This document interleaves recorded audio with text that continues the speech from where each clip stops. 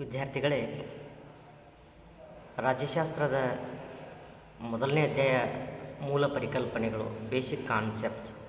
ಈ ಮೂಲ ಪರಿಕಲ್ಪನೆಗಳಲ್ಲಿ ಎ ಭಾಗವಾಗಿರ್ತಕ್ಕಂತಹ ರಾಜ್ಯಶಾಸ್ತ್ರದ ಮೂಲ ಪರಿಕಲ್ಪನೆಗಳು, basic concepts of political science. ಈ ರಾಜ್ಯಶಾಸ್ತ್ರ ಮೂಲ ಪರಿಕಲ್ಪನೆಗಳಲ್ಲಿ ಅದರ ಅರ್ಥದ ಬಗ್ಗೆ, ವ್ಯಾಖ್ಯೆಗಳ ಬಗ್ಗೆ, ಸ್ವರೂಪದ ಬಗ್ಗೆ, ವ್ಯಾಪ್ತಿ ಬಗ್ಗೆ, ಮಹತ್ವದ ಬಗ್ಗೆ ಹಾಗೂ ರಾಜ್ಯಶಾಸ್ತ್ರ ಅಧ್ಯಯನ ಮಾಡಲಿಕ್ಕೆ ಇರತಕ್ಕಂತಹ ಪ್ರಮುಖ ವಿಧಾನಗಳ ಬಗ್ಗೆ, ಪದ್ಧತಿಗಳ ಬಗ್ಗೆ ನಾವು ಈಗಾಗಲೇ ಚರ್ಚೆ ಮಾಡಿದ್ದೀವಿ.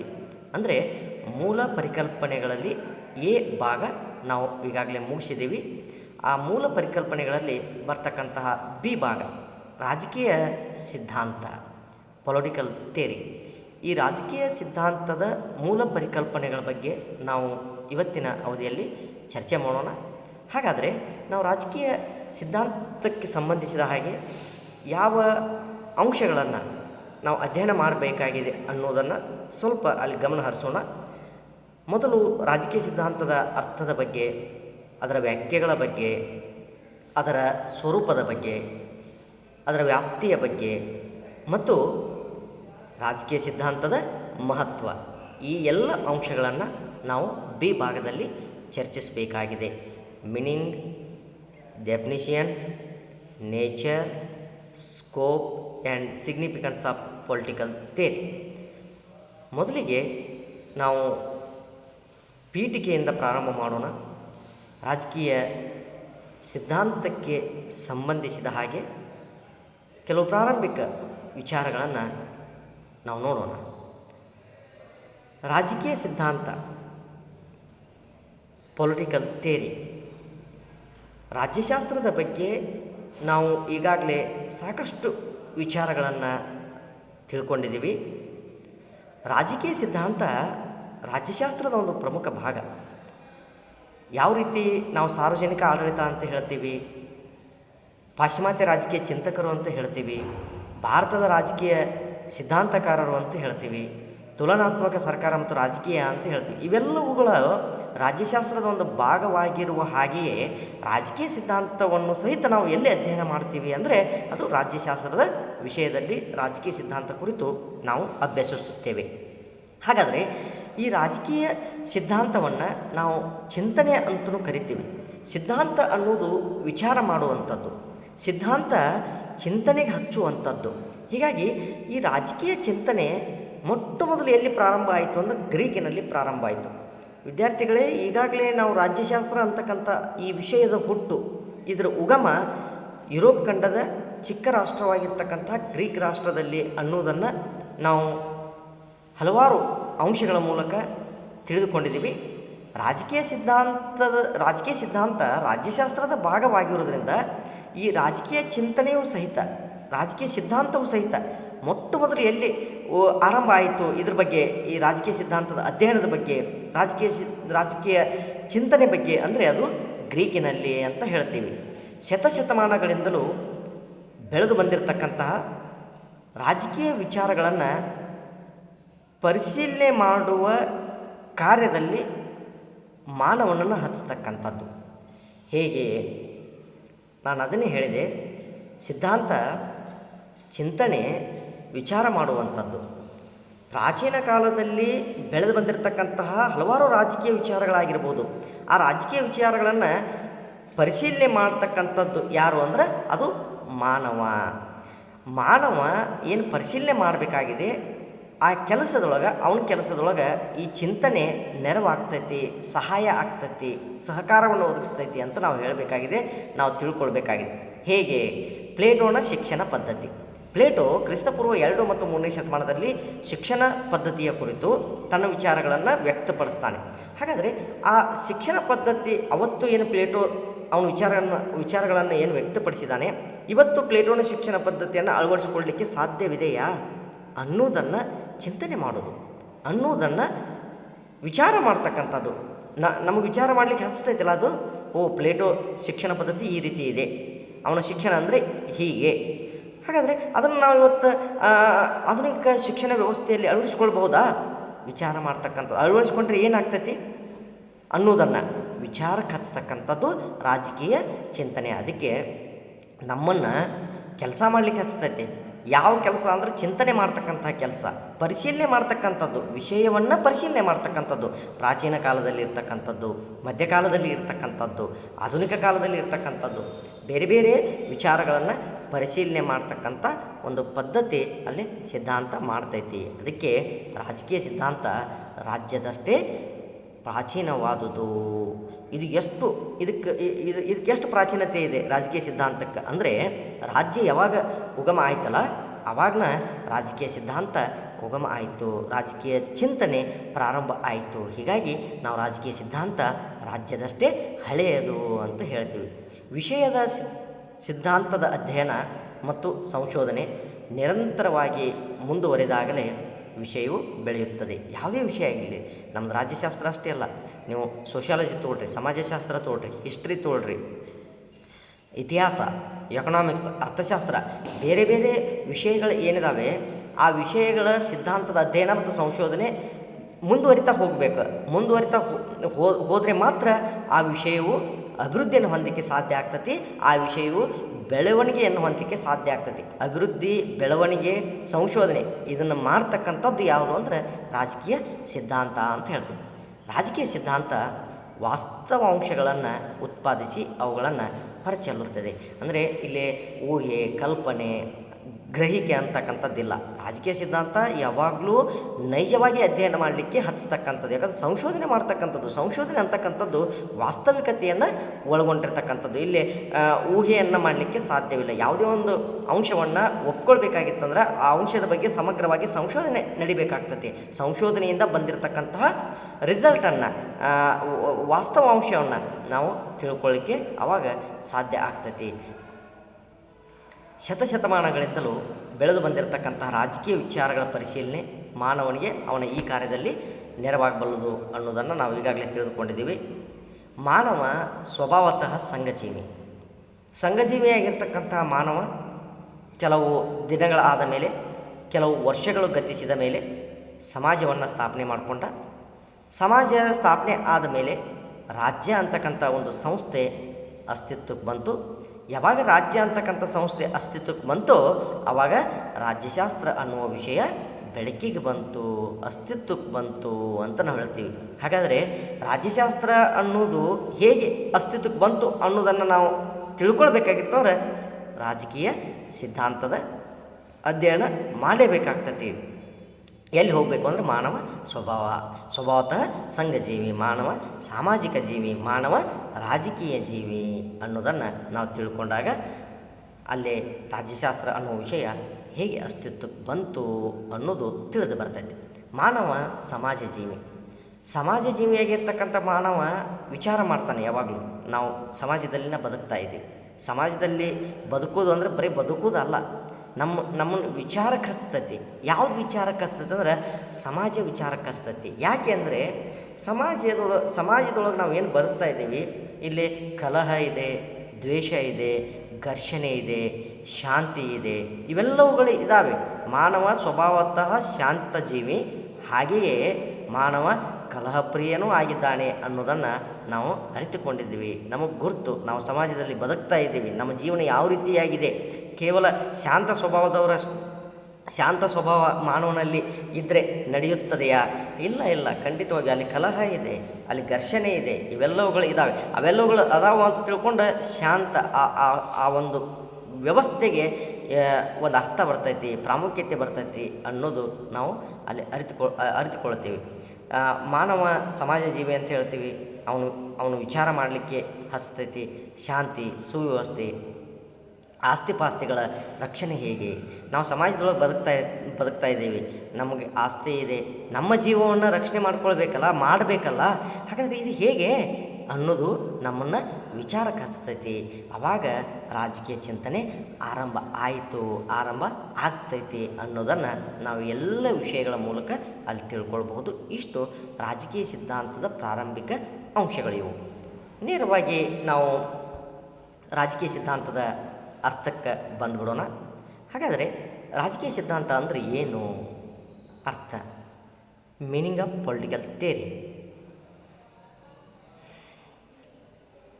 ಸಮಾಜ ಜೀವನ, ಸಂಘಟನೆಗಳ ಸಮಸ್ಯೆಗಳು, ರಾಜಕೀಯ ಸಮಸ್ಯೆಗಳನ್ನು ಕುರಿತು ವ್ಯಕ್ತಿಗಳ ಚಿಂತನೆಯ ಚರಿತ್ರೆ ರಾಜಕೀಯ ಸಿದ್ಧಾಂತ. ಚರಿತ್ರೆ ಅನ್ನೋದು ಇತಿಹಾಸ. ಸಮಾಜ ಜೀವನ, ಸಂಘಟನೆಗಳ ಸಮಸ್ಯೆಗಳು. ಸಮಾಜದಲ್ಲಿ ನಾವು ಇದ್ದೀವಿ, ಹಲವಾರು ಸಮಸ್ಯೆಗಳೇ ಇದ್ದಾವೆ, ಎದುರಿಸ್ತಾ ಇದ್ದೀವಿ. ರಾಜಕೀಯ ಸಮಸ್ಯೆಗಳನ್ನು ಕೇವಲ ಸಾಮಾಜಿಕ ಸಮಸ್ಯೆ ಅಷ್ಟೇ ಅಲ್ಲ, ರಾಜಕೀಯ ಸಮಸ್ಯೆಗಳು ಸಹಿತ ಇದ್ದಾವೆ. ಯಾಕಂದರೆ ಅರಿಸ್ಟಾಟಲ್ ಹೇಳಿರ್ತಕ್ಕಂತಹ ಮಾತು, ಮೂಲತಃ ಮಾನವ ಸಮಾಜ ಜೀವಿ, ಹಾಗೆಯೇ ಅವನು ರಾಜಕೀಯ ಜೀವಿ. ಹೀಗಾಗಿ ಸಾಮಾಜಿಕ ಸಮಸ್ಯೆಗಳಂತಿದ್ದಾವೆ, ರಾಜಕೀಯ ಸಮಸ್ಯೆಗಳಂತಿದ್ದಾವೆ. ಇವೆಲ್ಲವುಗಳನ್ನು ಕುರಿತು ವ್ಯಕ್ತಿಗಳ ಚಿಂತನೆಯ ಚರಿತ್ರೆಯೇ ರಾಜಕೀಯ ಸಿದ್ಧಾಂತ ಅಂತ ತಿಳ್ಕೊಂಡು ನಾವಲ್ಲೇ ಹೇಳ್ತೀವಿ. ಇದು ಅದರ ಅರ್ಥವನ್ನು ಹೇಳುವಂಥದ್ದು. ಒಬ್ಬ ರಾಜಕೀಯ ವಿವೇಚಕ, ಒಬ್ಬ ರಾಜಕೀಯ ಸಿದ್ಧಾಂತಕಾರ, ರಾಜ್ಯ ಮತ್ತು ಸರ್ಕಾರ ಅದು ಹೊಂದಿರತಕ್ಕಂಥ ಅಧಿಕಾರ ಮತ್ತು ಕಾರ್ಯಗಳು,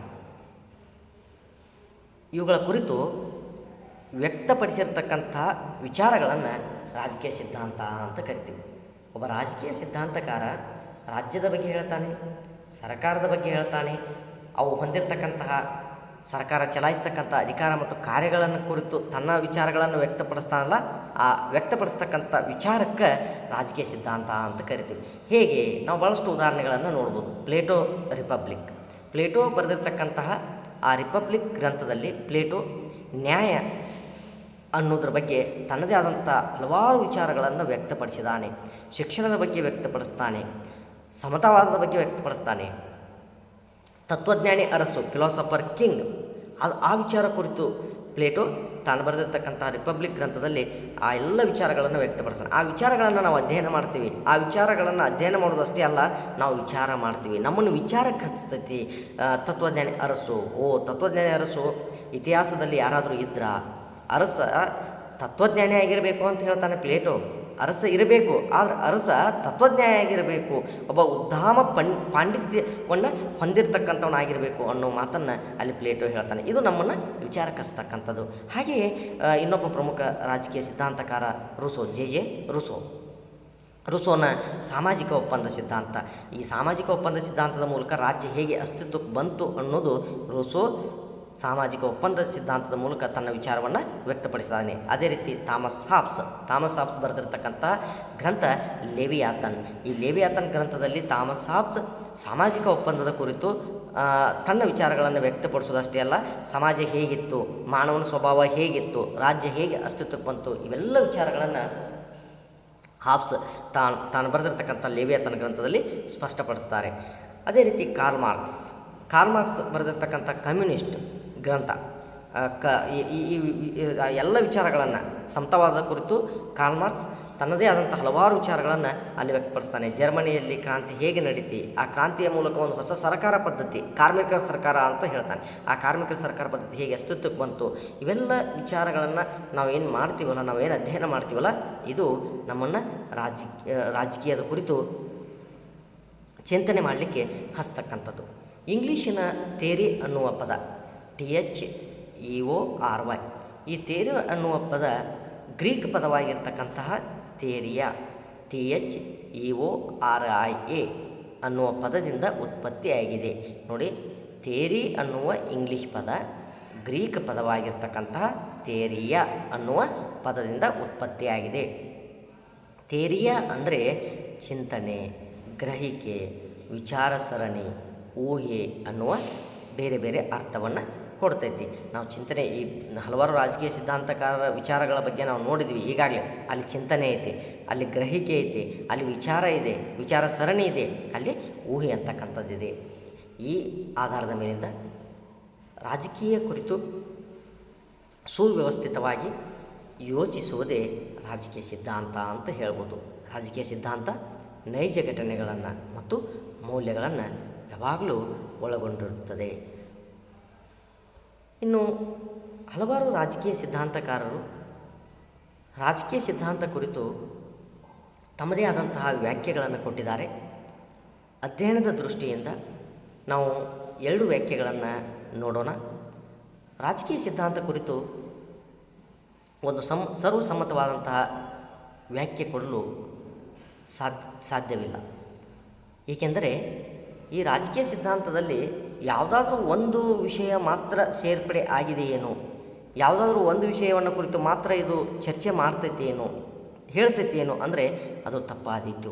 ರಾಜಕೀಯ ಸಿದ್ಧಾಂತ ಹಲವಾರು ವಿಷಯಗಳನ್ನು ಒಳಗೊಂಡಿರುವುದರಿಂದ ಒಂದು ಸರ್ವಸಮ್ಮತವಾಗಿರ್ತಕ್ಕಂತಹ ವ್ಯಾಖ್ಯೆಯನ್ನು ಕೊಡಲಿಕ್ಕೆ ಅಲ್ಲಿ ಸಾಧ್ಯವಿಲ್ಲ.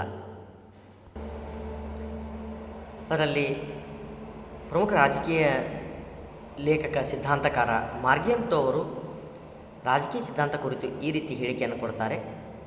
ರಾಜಕೀಯ ಸಿದ್ಧಾಂತವು ಸಮಾಜ ವಿಜ್ಞಾನಗಳ ಒಂದು ಭಾಗವಾಗಿದ್ದು ಅಧಿಕಾರ ಸಿದ್ಧಾಂತದ ಕೇಂದ್ರ ವಸ್ತು ಅಂತ ಹೇಳ್ತಾರೆ. ಮಾರ್ಗಿಯಂತೋ ಅವರು ವ್ಯಕ್ತಪಡಿಸ್ತಕ್ಕಂಥ ಈ ಹೇಳಿಕೆಯಲ್ಲಿ ವ್ಯಾಖ್ಯೆಯಲ್ಲಿ ಏನು ವಿಷಯ ಇದೆ ಅಂದರೆ, ರಾಜಕೀಯ ಸಿದ್ಧಾಂತ ಅನ್ನೋದು ಸಮಾಜ ವಿಜ್ಞಾನಗಳ ಒಂದು ಭಾಗ ಅದು ಹಾಗೆಯೇ ಅಧಿಕಾರ ಸಿದ್ಧಾಂತದ ಕೇಂದ್ರ ವಸ್ತು ಆಗಿದೆ ಅಂತ ಹೇಳ್ತಾರೆ.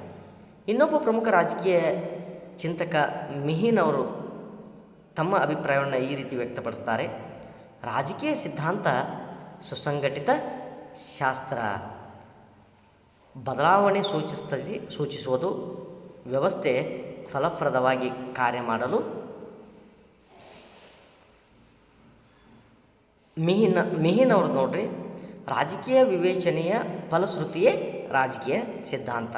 ಮಿಹಿನ್ ಅವ್ರು ಏನು ಹೇಳ್ತಾರೆ ಅಂದರೆ, ರಾಜಕೀಯ ವಿವೇಚನೆಯ ಫಲಶ್ರುತಿ, ರಾಜಕೀಯದ ಕುರಿತು ವಿವೇಚನೆಯನ್ನು ಮಾಡ್ತಕ್ಕಂಥದ್ದು, ರಾಜಕೀಯದ ಕುರಿತು ಚಿಂತನೆಯನ್ನು ಮಾಡ್ತಕ್ಕಂಥದ್ದು, ಆ ಚಿಂತನೆಯಿಂದ ಆ ವಿಚಾರದಿಂದ ಒಂದು ಹೊಸ ಸಿದ್ಧಾಂತ ಅಸ್ತಿತ್ವಕ್ಕೆ ಬರ್ತಕ್ಕಂಥದ್ದು, ಇದು ರಾಜಕೀಯ ಸಿದ್ಧಾಂತ ಅಂತ ತಿಳ್ಕೊಂಡು ಮಿಹಿನ್ ಅವರು ಹೇಳ್ತಾರೆ.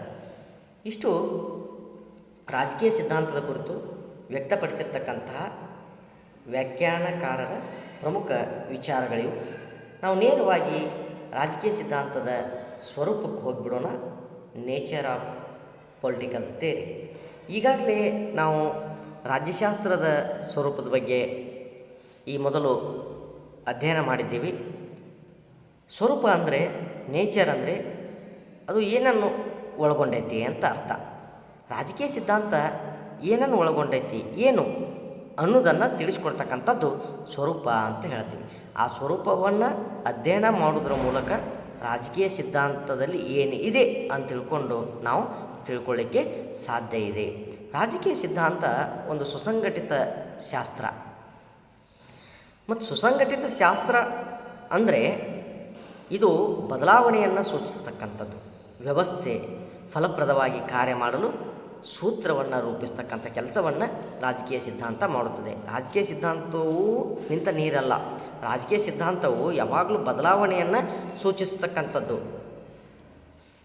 ಹೇಗೆ? ಮಾಂಟೆಸ್ಕೋ ಇಂಗ್ಲೆಂಡ್ ಸಂವಿಧಾನವನ್ನು ಅಧ್ಯಯನ ಮಾಡಿದ. ಮಾಂಟೆಸ್ಕೋ ಹುಟ್ಟಿದ್ದು ಇಂಗ್ಲೆಂಡ್ನಲ್ಲಿ. ಇಂಗ್ಲೆಂಡದ ಪ್ರಮುಖ ರಾಜಕೀಯ ಸಿದ್ಧಾಂತಕಾರ, ಲೇಖಕ ಮಾಂಟೆಸ್ಕೋ. ಇಂಗ್ಲೆಂಡಿನ ಸಂವಿಧಾನವನ್ನು ಅಧ್ಯಯನ ಮಾಡಿದ ಮಾಂಟೆಸ್ಕೋ. ಅದು ಅಲಿಖಿತ ಸಂವಿಧಾನ. ಅದರಲ್ಲಿರ್ತಕ್ಕಂತಹ ನ್ಯೂನ್ಯತೆಗಳನ್ನು, ದೋಷಗಳನ್ನು ಗುರುತಿಸಿ ತನ್ನದೇ ಆಗಿರ್ತಕ್ಕಂತಹ ಅಧಿಕಾರ ವಿಭಜನಾ ಸಿದ್ಧಾಂತವನ್ನು ರೂಪಿಸ್ತಾನೆ ಮಾಂಟೆಸ್ಕೋ. ವಿಚಿತ್ರ ನೋಡಿ, ಮಾಂಟೆಸ್ಕೋ ಹುಟ್ಟಿದ್ದು ಇಂಗ್ಲೆಂಡ್ನೊಳಗೆ. ಇಂಗ್ಲೆಂಡ್ ಸಂಸದೀಯ ಮಾದರಿ ಸರ್ಕಾರ ಅಂದರೆ ಶಾಸಕಾಂಗ ಮತ್ತು ಕಾರ್ಯಾಂಗಗಳ ಮಧ್ಯೆ ಸಂಬಂಧ ಇರತಕ್ಕಂಥದ್ದು. ಶಾಸಕಾಂಗವನ್ನು ಮತ್ತು ಕಾರ್ಯಾಂಗವನ್ನು ಬೇರ್ಪಡಿಸಲಿಕ್ಕೆ ಸಾಧ್ಯವಿಲ್ಲ ಸಂಸದೀಯ ಸರ್ಕಾರದಲ್ಲಿ. ಆದರೆ ಮಾಂಟೆಸ್ಕೋ ಇದನ್ನು ಒಪ್ಪುವುದಿಲ್ಲ. ಅವನದೇ ಆದಂತಹ ವಿಚಾರವನ್ನು ಹೇಳ್ತಾನೆ ಮಾಂಟೆಸ್ಕೋ. ಅಧಿಕಾರ ಪ್ರತ್ಯೇಕೀಕರಣ ಸಿದ್ಧಾಂತ ಅಂತ ಹೇಳ್ತಾನೆ. ಈ ಅಧಿಕಾರ ಪ್ರತ್ಯೇಕೀಕರಣ ಸಿದ್ಧಾಂತವನ್ನು ಯಾರು ಅಳವಡಿಸ್ಕೊಂಡ್ರು ಅಂದರೆ ಅಮೇರಿಕ ರಾಷ್ಟ್ರ ಅಳವಡಿಸಿಕೊಂಡಿತು. ಅಧ್ಯಕ್ಷೀಯ ಸರ್ಕಾರ ಪದ್ಧತಿಯಲ್ಲಿ ಶಾಸಕಾಂಗ ಮತ್ತು ಕಾರ್ಯಾಂಗ ಬೇರೆ ಬೇರೆಯಾಗಿ ಕಾರ್ಯವನ್ನು ನಿರ್ವಹಿಸ್ತಕ್ಕಂಥದ್ದು. ಇದು ಮಾಂಟೆಸ್ಕೋನ ಸಿದ್ಧಾಂತದ ಒಂದು ಮೂಲ ಅಂತ ನಾವು ಅಲ್ಲಿ ಹೇಳ್ತೀವಿ. ಅಷ್ಟೇ ಅಲ್ಲ, ಅರಿಸ್ಟಾಟಲ್ ಗ್ರೀಕ್ನಲ್ಲಿ ಸರ್ಕಾರಗಳು ಮೇಲಿಂದ ಮೇಲೆ ಯಾಕೆ ಬದಲಾವಣೆಯನ್ನು ಹೊಂತಾವು ಅನ್ನೋದ್ರ ಬಗ್ಗೆ ಅಲ್ಲೇ ಅಧ್ಯಯನ ಮಾಡ್ತಾನೆ. ಆ ಅಧ್ಯಯನದಿಂದ ಅರಿಸ್ಟಾಟಲ್ ಸರ್ಕಾರಗಳು ಮೇಲಿಂದ ಮೇಲೆ ಬದಲಾವಣೆ ಆಗಲಿಕ್ಕೆ ಏನು ಕಾರಣ ಇರ್ಬೋದು ಅನ್ನೋದನ್ನು ಹಲವಾರು ಕಾರಣಗಳ ಮೂಲಕ ಸ್ಪಷ್ಟಪಡಿಸ್ತಾನೆ.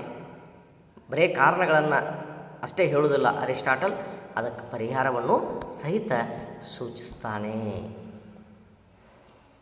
ರಾಜಕೀಯ ಸಿದ್ಧಾಂತದ ಸ್ವರೂಪವನ್ನು ನಾವು ಮುಖ್ಯವಾಗಿ 2 ಪ್ರಕಾರಗಳಾಗಿ ವಿಭಾಗಿಸಿ ಅಧ್ಯಯನ ಮಾಡಬೇಕಾಗಿದೆ. ಅದರಲ್ಲಿ ಮೊದಲನೇ ಪ್ರಕಾರ ಸಾಂಪ್ರದಾಯಿಕ ಕ್ಲಾಸಿಕಲ್ ನೇಚರ್, ಎರಡನೇದು ಆಧುನಿಕ ಸ್ವರೂಪ ಅಥವಾ ವೈಜ್ಞಾನಿಕ ಸ್ವರೂಪ ಸೈಂಟಿಫಿಕ್ ನೇಚರ್ ಅಂತ ಹೇಳ್ತೀವಿ. ಹಾಗಾದ್ರೆ ಸಾಂಪ್ರದಾಯಿಕ ಸ್ವರೂಪ ಅಂದರೆ ಏನು, ಆಧುನಿಕ ಸ್ವರೂಪ ಅಂದರೆ ಏನು ಅನ್ನೋದ್ರ ಬಗ್ಗೆ ನಾವು ಕೆಲವು ವಿಚಾರಗಳನ್ನು ಈ 2 ಸ್ವರೂಪಕ್ಕೆ ಅನುಗುಣವಾಗಿ ಮುಂದಿನ ಅವಧಿಯೊಳಗೆ ನಾವು ತಿಳ್ಕೊಳ್ಳೋಣ. ನಂತರ ಇದರ ಹಲವಾರು ರಾಜಕೀಯ ಸಿದ್ಧಾಂತದ ಸ್ವರೂಪದ ಅಂಶಗಳನ್ನು ನಾವು ನೋಡೋಣ.